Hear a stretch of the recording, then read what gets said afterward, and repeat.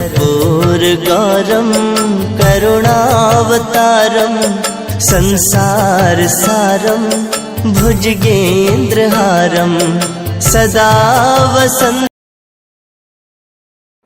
जय श्री जगन्नाथ। जय श्री जगन्नाथ। आज द्वितीय नाटक अर्थात जो एकांकिकाटी रही दशम श्रेणी साहित्य बही रे एकांकिकार ना हूँ फल्गु जहाँ को रचना करिसेंती मनोरंजन दास। आज से विषय आमे आलोचना करिबा। आलोचना रे समस्त प्रश्नर उत्तर देबे आज मोर अग्रज प्रतिम कवि कल्लोल श्रीयुक्त गोदावरी बसंतिया महोदय। आमे जो नाटक ये जो एकांकिका को क्षुद्र नाटक मध्य कहा जाए। ई नाटक आजिर नुह बहु पूर्वर कारण दार्शनिक माने नाट्यकार माने कवि माने भावुक माने कही जे life is a drama to stage it. ई विश्व रंगमंच रे आमे समस्ते अभिनेता अभिनेत्री हेले मध्य बाहर दृश्य राजी को पारिवारिक घटना को मनुष्य जीवन घटना बहुल क्रम को अनुध्यान कर सारा पर किछि करित कर्मा साधक निज मनश्चक्षु संदर्शन करती घटना बहुल क्रम को निजस्व अनुभूति एवं स्वकीय शैली रे से माने नाटक रचना करी समाजर प्रतिछवि को अंकन करिवारे सहायक होती। नाट्यशास्त्र रचयिता भरत मुनि आरंभ करी अद्यावधि जो नाटक साहित्यर एक वरिष्ठ विभाग एवं विभव भाव में रही आसी से नाटक रचना क्षेत्र में अनेक नाट्यकार निजर पारदर्शिता अर्जन करिसेंती। आम ओडिया साहित्यर आदि नाट्यकार जगन्मोहन लालांकर बाबाजी नाटक ठारू आरंभ करी आधुनिक नाटक रचयिता नाट्यकार मानक पर्यंत जो नाटक क्रम चली से भितर नाटक को विभिन्न श्रेणी विभाग करा जाए तथा दृश्य नाटक एवं श्राव्य जो काव्य रही। ये जो दृश्य काव्य ताहा होछि नाटक अंतर्भुक्त। तेणु दृश्य काव्य नाटक जो अंतर्भुक्त ताकू क्षुद्र नाटक को एकांकिका कहा जाए। ये जो एकांकिका रचना करिवारे अर्थात क्षुद्र नाटक रचना करिया भितर ओडिया साहित्य रे मनोरंजन दास जड़े बेस मनोज्ञ एवं मननशील नाट्यकार अटंती। तांको नाटक रे समाजर प्रतिछवि निखुण भाव में अंकन करा जाइछि। स्वकीय अनुभूति एवं अभिज्ञता को पुंजी करी से रचना करिसेंती बहु मूल्यवान बा उपादेय तथ्यभित्तिक नाटक जो गुड़िक है बनहंसी अरण्य फसल अमृतस्य पुत्र काठ घोड़ा ये सब नाटक। ये नाटक मान भितर अरण्य फसल नाटक पाई से केंद्र साहित्य एकाडेमी पुरस्कार पाइथिले। ओडिया नवनाट्य आंदोलन पुरोधा मनोरंजन दास ये फल्गु नाटक जरिया रे एक मध्यवित्त परिवार चित्र अंकन करिसेंती। तांकर ये नाटकर पृष्ठभूमि बा नाटकर भावार्थ होउची नाटकर वार्ता समाज को ये जे आर्थिक अभाव एवं अनंतर जे परिवार जे कौन परिवार हस खुशी को केबे हेले म्लान करि पारे नाही एवं मनुष्यर सर्जनशीलता को नष्ट करि पारे नाही। यह होची ए नाटकर अंतस्वर। आमे नाटक परिवेषण करिबा। नाटकर ये जो पृष्ठभूमि उपरे थिबा दृश्य राजीगुड़ी को उपस्थापन करिवे मोर अग्रज प्रतिमा श्रीयुक्त गोदावरी बसंतिया महोदय। बड़ भाई आरंभ करते। जय श्री जगन्नाथ। गुरु शिष्य चाटशाला को ओडिशा अगणित छात्र छात्री मान को सुस्वागत अभिनंदन। आज आमे एक छोट नाटक फल्गु जहाँ को रचना करिसेंती नाट्यकार मनोरंजन दास आज ताकू आलोचना करिबा एवं आलोचना रे सक्रिय अंशग्रहण करिवे स्वर मध्य प्रदान करिवे। मो साथरे अछंती मोर कनिष्ठ भ्राता ଶ୍ରୀ ନିରାକାର ସ୍ୱାଇଁସାର। ପ୍ରଥମେ এই ଫଲ୍ଗୁ ନାଟକଟି କୌଣସି ଦୃଶ୍ୟରେ ବିଭକ୍ତ କରାଯାଏ ନାହିଁ। ଏଥିରେ ମୂଳରୁ ଚୂଳ ପର୍ଯ୍ୟନ୍ତ ଗୋଟିଏ ଚରିତ୍ର ଆପଣ ଦେଖିବାକୁ ପାଇପାରିବେ। ସେ ହେଉଛନ୍ତି ସୁବ୍ରତ, ଯିଏକି ଜଣେ ଅଧ୍ୟାପକ, ରୋଜଗାର କମ୍ ଏବଂ ବୟସ ହେଉଛି 35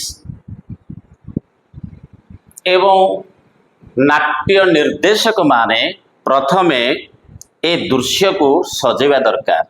ନାଟକର ଯେହେତୁ ଇଏ ଥରେ ମାତ୍ର ସଜାଯିବ, ଏହା ଦୃଶ୍ୟ କାବ୍ୟ ହେଇଥିବାରୁ ଦୃଶ୍ୟ କାବ୍ୟ ଯେହେତୁ ଏହାକୁ ଥରେ ମାତ୍ର, କାହିଁକିନା ଦିଥର ଆଉ ସଜେଇବାର ସୁଯୋଗ ନଥାଏ ନିର୍ଦ୍ଦେଶକ ପାଖରେ, ତେଣୁ ଆମର ବନ୍ଧନୀକୁ ଯେତିକି ସେ ସୂଚନା ଦେଇଛନ୍ତି ତାକୁ ଆମେ ଗୁରୁତର ସହିତ ଆଲୋଚନା କରିବା। ଛୋଟ ଏକ ଡ୍ରଇଂ ରୁମ୍, ବୈଠକ ଘର, ଡ୍ରଇଂ ରୁମ୍ରେ ଖଣ୍ଡେ ଆରାମ ଚୌକି ପଡ଼ିଛି, କେତେ ଖଣ୍ଡ ଅନ୍ୟ ଚୌକି, ଗୋଟିଏ ଟେବୁଲ, ଟେବୁଲ ଉପରେ ଟେବୁଲ କ୍ଲଥ ପରିବର୍ତ୍ତେ କେତେ ଖଣ୍ଡ ପୁରୁଣା ଖବର କାଗଜ ପକାଯାଇଛି। ଏଥିରୁ ତାଙ୍କର ଦାରିଦ୍ରତା ସୁସ୍ପଷ୍ଟ। ଟେବୁଲ କ୍ଲଥ ଜାଗାରେ ଆମେ ପେପର ପକେଇବା। ଚୌକି ଗୁଡ଼ିକର ଦରଭଙ୍ଗା ଅବସ୍ଥାରେ ଦାରିଦ୍ର୍ୟର ରୂପ ସୁସ୍ପଷ୍ଟ ଜଣାପଡ଼ି ଯାଉଛି। ଘରର ଦାଣ୍ଡ ଦରଜା ପାଦ ପ୍ରଦୀପର ବିପରୀତ ଦିଗକୁ। ନାଟ୍ୟକାର ନିର୍ଦ୍ଦେଶକ ଯେଉଁ ରଙ୍ଗମଞ୍ଚଟି ସଜେଇବେ, ଘରର ଦାଣ୍ଡ ଦରଜା, ଦାଣ୍ଡ ଦୁଆରଟା ପାଦ ପ୍ରଦୀପର ବିପରୀତ ଦିଗରେ ରହିବ। ନିରାକାର ଭାଇ, ପାଦ ପ୍ରଦୀପ ବୋଲେ ଆମେ ଯୋଉଟାକୁ କହୁଛେ, ଆମେ ସବୁ ବିଭିନ୍ନ ପ୍ରକାର ଆଲୋକରେ ଷ୍ଟେଜକୁ ସଜଉଛେ, ତେଣୁ ସେଇଟା ହଉଛି ଆମର ଫୁଟ୍ ଲାଇଟନିଂ। ଯେମିତି ବବିସ୍ପଟ ମୁହଁକୁ ପଡେ, ଯେମିତି ଆମର ପ୍ରବେଶ ପଥରେ ଲାଇଟ୍ ଥିବ, ପ୍ରସ୍ଥାନ ପଥରେ, ଓପନ ଷ୍ଟେଜ କଥା ଅବଶ୍ୟ ଆଜିକାଲି ନାହିଁ, ଆଗରୁ ପୁରୁଣା ନାଟକ କଲା ବେଳେ ଆମେ ମୁହଁକୁ ଏପଟୁ ଲାଇଟ୍ ପଡିବ, ଅଭିନେତ୍ରୀ ବା ଅଭିନେତା ଆସିଲା ବେଳେ ତାଙ୍କ ମୁହଁକୁ ଏକ ଲାଇଟ୍ ପଡିବ, ବେଶ ସେଇଟାକୁ ଆପଣ କହୁଛନ୍ତି ପାଦ ପ୍ରଦୀପ। ପାଦ ପ୍ରଦୀପ ଅର୍ଥାତ ଆମର ତଳେ, ଷ୍ଟେଜ ତଳେ କେତେ ଗୁଡେ ଲାଇଟ୍ ଦିଆଯାଇଥାଏ। ଆଚ୍ଛା, ସେଇ ଲାଇଟ୍ ର ବିପରୀତ ଦିଗରେ ହଉଛି ଦାଣ୍ଡ ଦରଜା। এইভাবে ভাবে আমি সেটিং করিবা, কাহিଁକି না এই সেটিং উপরে, এই মঞ্চ সজা উপরে আমার নাটকটি নির্ভর করুছি। তাহলে পাদ প্রদীপ বলে বুঝি পাইলে আমি ফুট লাইটনিং, ফুট লাইট। সেই দরজা খুলিলে ইটার ভঙ্গা কম্পাউন্ড ওয়াল আউ দরভঙ্গা কাঠর ফাটক আখিরে পড়ে। ঘরর চটাণ পাখরে অন্য দরজা, সেই দরজা আর পাখরে ভিতরকু বারন্ডার ঘর, বাঁ পাখরে গোটে ঝরকা, ঝরকা আর পাখরে প্রায় 40-50 ফুট ছাড়ি অন্য এক কোঠা। এই কোঠাটাকে মতো দেখাও পড়িব, কাହିଁକି না সেই কোঠার গোটে ইম্পর্টান্স রয়েছে, গোটে গুরুত্ব রয়েছে। দৃশ্য আরম্ভ হেলা বেলকু বাঁ পাখর ঝরকা পাখরে সেই দিগରୁ ভাসি আউথুয়া এক বଂଶୀର ସ୍ୱର ଶୁଣି ତନ୍ମୟ ହୋଇ ଠିଆ ହୋଇଥାନ୍ତି ସୁବ୍ରତ, ଯେ କି ଏଠି ଅଧ୍ୟାପକ, ଘରର ମୁଖ୍ୟ ସୁବ୍ରତ, ବୟସ 45। ଏ ନାଟକର ମଧ୍ୟ ସେ ମୁଖ୍ୟ ଚରିତ୍ର, ଯେଉଁ ଚରିତ୍ରକୁ କେନ୍ଦ୍ର କରି ଅନ୍ୟାନ୍ୟ ଚରିତ୍ର ମାନେ ଅଛନ୍ତି, ଗୌଣ ଚରିତ୍ର ମାନେ ରହିଛନ୍ତି। ସୁବ୍ରତଙ୍କ ବୟସ 35ର ପାଖାପାଖି, ସୁନ୍ଦର ଚେହେରା ଅଥଚ ଦୁର୍ବଳ ଦେହ। ଘରର ଦୁଇଟି ଯାକ ଦରଜାର କବଟା ଆଉଜା ଥାଏ, ଦିଆଯାଇ ନାହିଁ। ବଂଶୀରେ ଭାସି ଆଉଥାଏ ପୁରବୀର ରାଗିଣୀ। ବାଁ ଡାହାଣ ଦରଜା ଆର ପାଖରୁ ଖଟ ଖଟ ଶବ୍ଦ ହେଲା। ଏଠି କହି ରଖେ ନିରାକାର ଭାଇ, ବଂଶୀରେ ଭାସି ଆସୁଥାଏ ପୁରବୀର ରାଗିଣୀ। এই পুরবীর রাগিণୀ অর্থ কଣ না, ମାଳବ ଗୌଡ଼ାର ଗୋଟେ ସମିଶ୍ରଣରେ ସଙ୍ଗୀତର ଗୋଟେ ହଉଛି ରାଗିଣୀ, ମଧୁର ମୂର୍ଚ୍ଛନା। ମଧୁର ମୂର୍ଚ୍ଛନା ସେ ଗୋଟେ ସ୍ୱର, ଯେମିତି ଆମର ଅଛି କଳାବତୀ, ବିଭିନ୍ନ ସବୁ ସ୍ୱର ରହିଛି ଏବଂ ସେଇଟା ଆମର ବଂଶୀରେ ମଧ୍ୟ ସୁନ୍ଦର ଭାବରେ ବାଦନ କରାଯାଇପାରେ।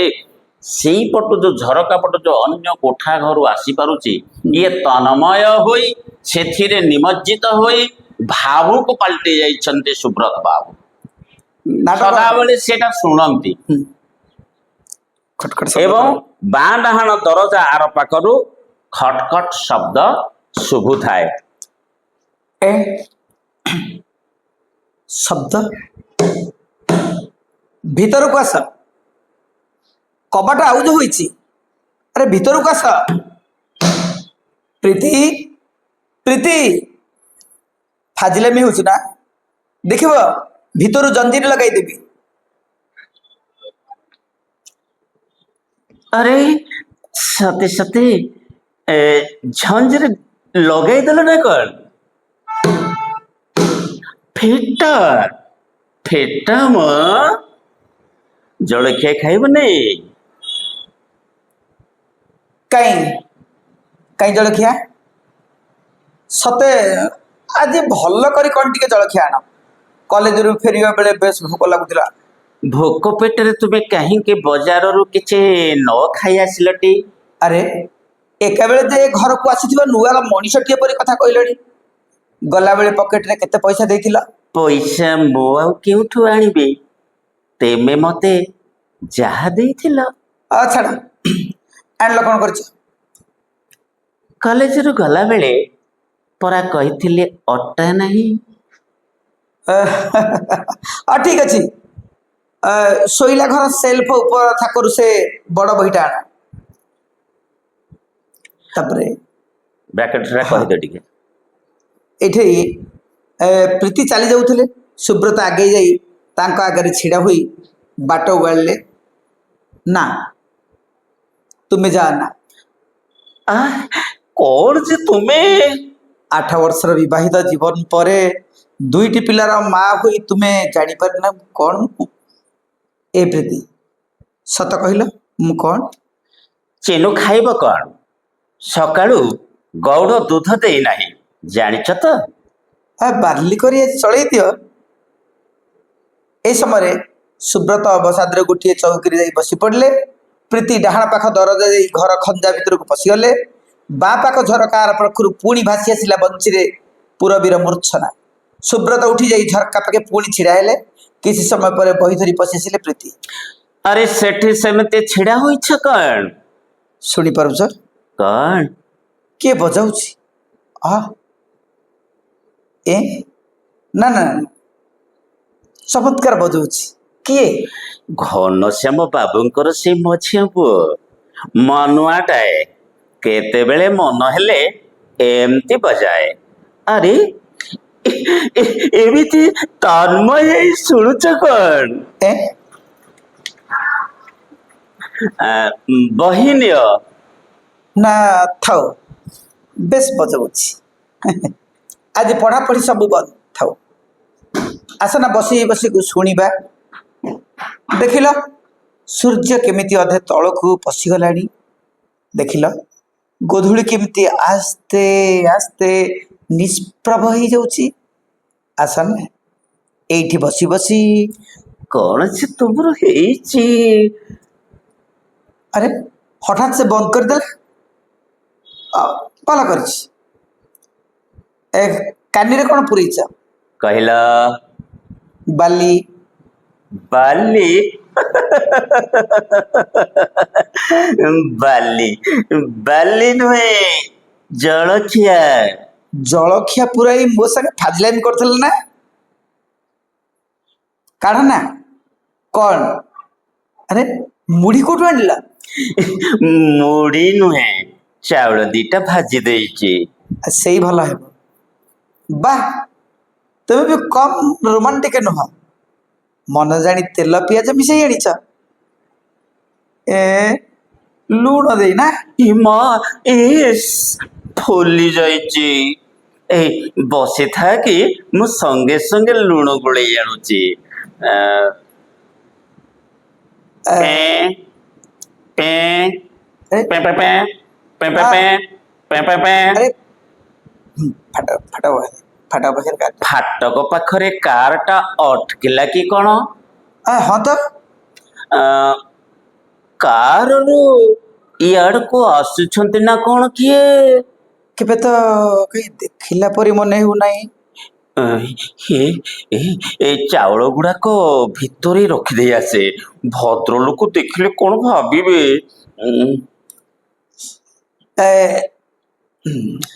ଏଇଟା ଅଧ୍ୟାପକ ସୁବ୍ରତ ପଟ୍ଟନାୟକଙ୍କ ଘର। ଆଜ୍ଞା।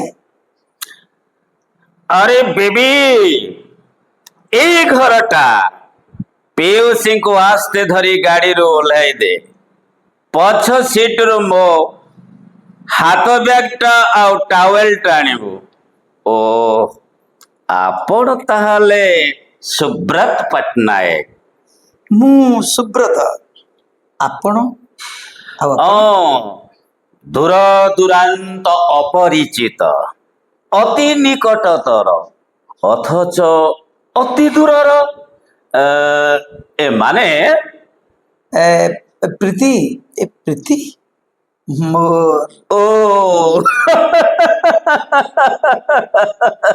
ନମସ୍କାର ନୂଆବୁ ନମସ୍କାର अरे मु भी उद्भट हे गलेनी कुहंतु तो केउठु परिचयटा आरंभ करिवि बस जेउठु परिचयर आरंभ सेइठु आरंभ करे संक्षेप रे मु पुरबिंकर स्वामी ଆପଣ କ୍ୟାପ୍ଟେନ ମହାପାତ୍ର केउ जुगरे कैप्टेन थिली एबे कंट्राक्टर अरे बेबी अरे टावेल टा आनिबारे कोन एते डेरी हेउछि ଝରକାଟା ବନ୍ଦ କରିଦିଅ ପ୍ରୀତି ବହୁତ ଧୂଳି ସେ ପାଖରୁ ଆସୁଛି। ଆମକୁ ଏମିତି ଦେଖି ଖୁବ୍ ବିଚଳିତ ହୋଇ ପଡ଼ିଛନ୍ତି ଆପଣ ଦୁହେଁ ପୁରବୀର ସହିତ ବିବାହର 12 ବର୍ଷ ହେଲା ମୁଁ ଭାବୁଛି କେମିତି ଥରେ ଆପଣଙ୍କ ସଙ୍ଗେ ଦେଖା ହେଇଯିବ ବୋଲି କିଏ ଜାଣିଥିଲା ଏମିତି ଆକସ୍ମିକ ସାକ୍ଷାତରେ ଯୋଗ ପଡ଼ିଯିବ ବାପା ପିୟୁଷ ଗାଡିରୁ ମୋଟେ ଉଠୁନାହିଁ। ଅପାକୁ अरे नमस्कार कर सुब्रत मामू माई नमस्कार करते ବୁଢୀଟିଏ ହେଇଥା ए ଅପା ଆସିଲା ନାହିଁ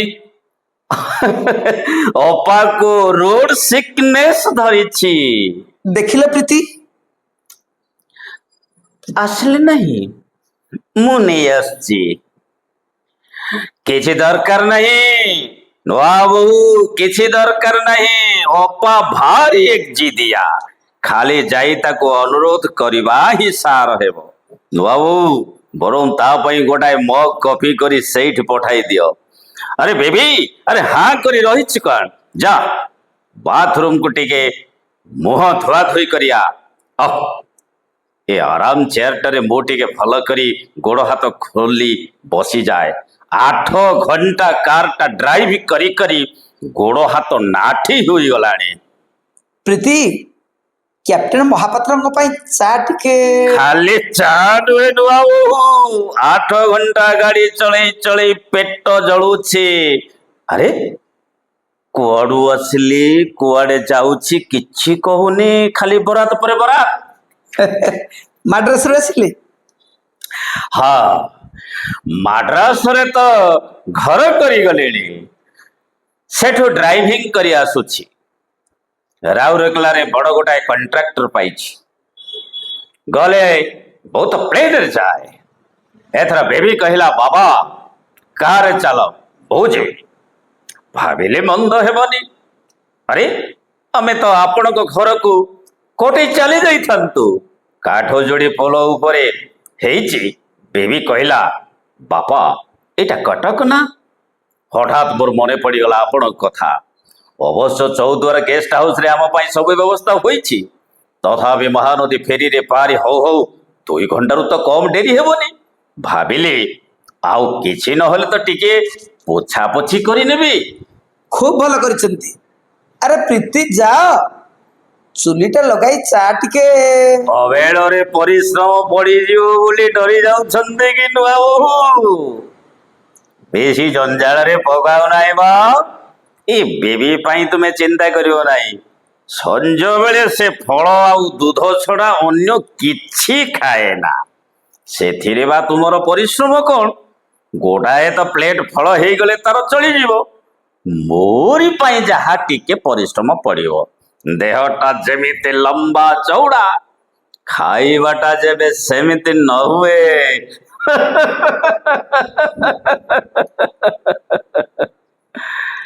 ରାକ୍ଷସ ତ ଆପଣ ଆଉ ନୁହନ୍ତି ଜାଣିଲ ନୂଆବୁ ରାକ୍ଷସ ନହେଲେ ବି 8ଟି ଅଣ୍ଡାର ଆମଲେଟ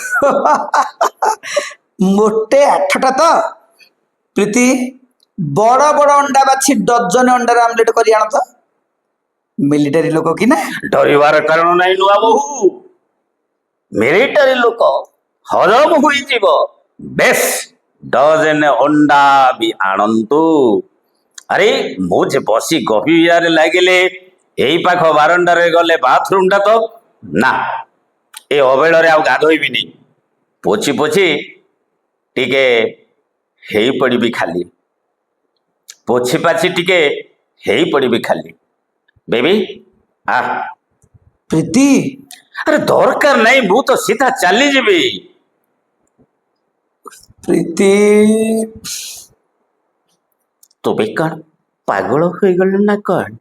ଘରେ କିଛି ନାହିଁ ଜାଣିବି, ତୁମେ ଖାଲି ଚା ତ ନୁହେଁ, ଅଧ କପ୍ କଫି, ଫଳର ପ୍ଲେଟ୍, ଦୁଧ, 12ଟା ଅଣ୍ଡା।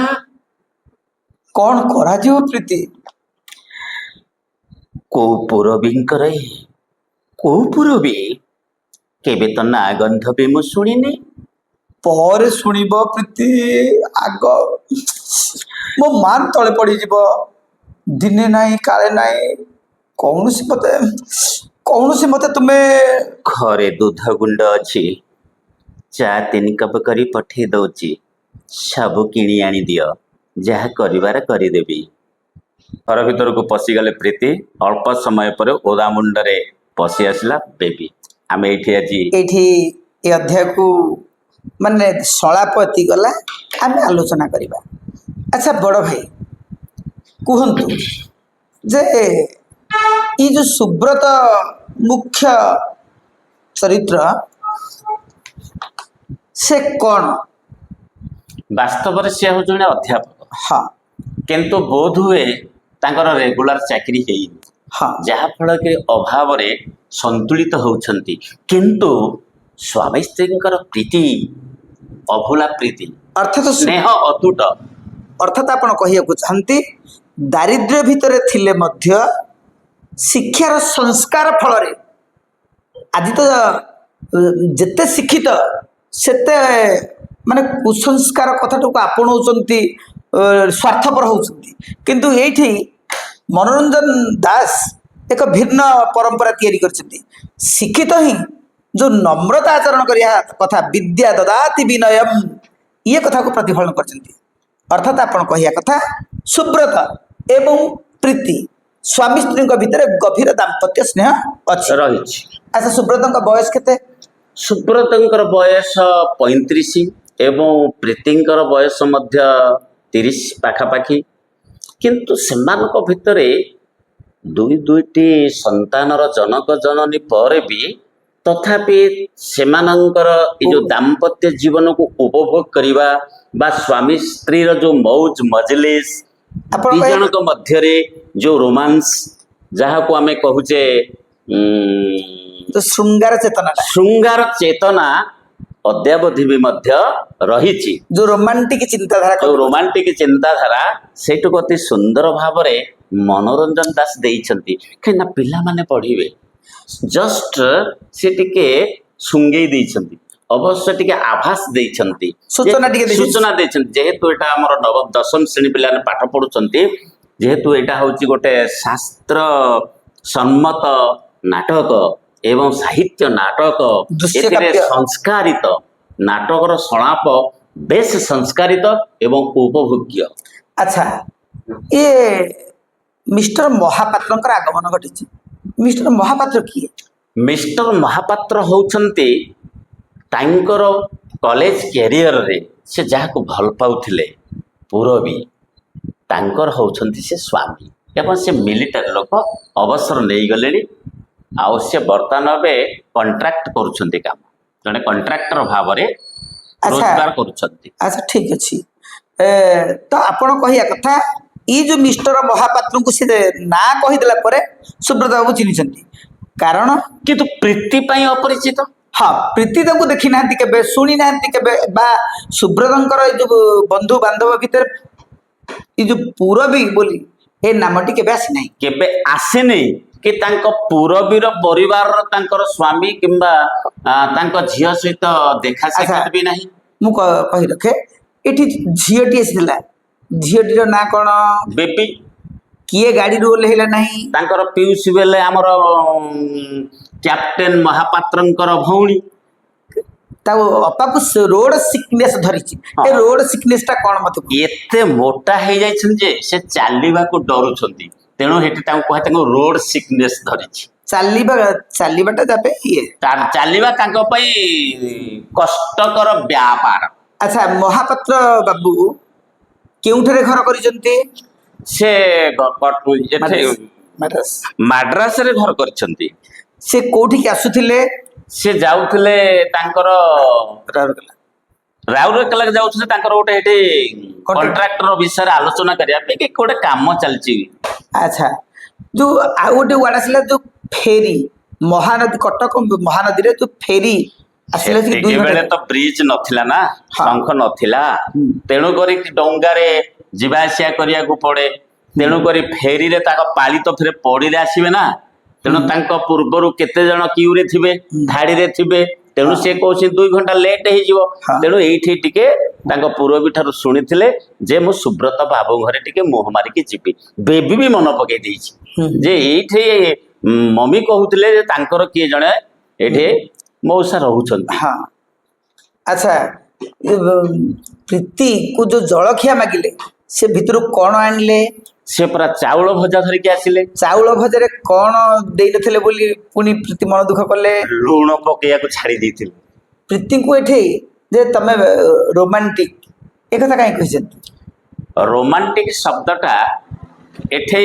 से सम्यक अवगत करेछंती जे पुरुषर मन बुझिला भले से गोटे स्वामीर मन को स्त्री आकर्षण करिवो स्त्रीर मन को स्वामी भी आकर्षण करिवो एटा गोटे भल परिवार टीका टिप्पणी बा भल परिवार बुझामणा बा भल स्वामी स्त्रीर बुझामणा आपण कहया कथा जो सुंदर दाम्पत्य प्रेम गोटे मधुमय हां मधुमय प्रेम आगे दारिद्र्य हार माने निश्चित। अच्छा महापात्र स्त्री को नाम कौन पूरबी पूरबी पूरबी किए पूरबी प्रकृत रे होउछंती हमर एठी सुब्रत बाबूंकर सहपाठी एवं सहपाठिनी एही हिसाब रे कहि हेबो सी परस्पर को भल पाउथिले किंतु परवर्ती सीन रे एउडा का आसीबो सणा परे। अच्छा कार रहिला परे केते जण उल्लेख की कार रो आसिले 2 जण उल्लेख आसिले किए आसिले ये हमर कैप्टेन महापात्र बाबू आसिले एवं तांका सहित तांका झियो बेबी आसिले। अच्छा पीयूषी कौन करने को महापात्र बाबू बेबी को कहले पीयूष को चाट के कर देवा कहले कॉफी करिया कहले। अच्छा से गोटे वार्ड लगे जे एते बाट गाड़ी चले चले से गोड़ा तो नाठी हे गला हां नाठी अर्थात एठी आमे लाठी ठ तले ठ एवं जष्टिबेध कहि परिबा जोटा कि हमर मांसपेशी गुड़ाक पूरा दृढ़ हो जाइए भांगी होनी सेटा को नाठी बोली कहती एक्सेस अत्यधिक ठंडा हेले हो एवं बहुत बात ड्राइविंग कले मध्य सेटा आउ भांगी होनी आंठुटा को सेटा को नाठी बोली कहती।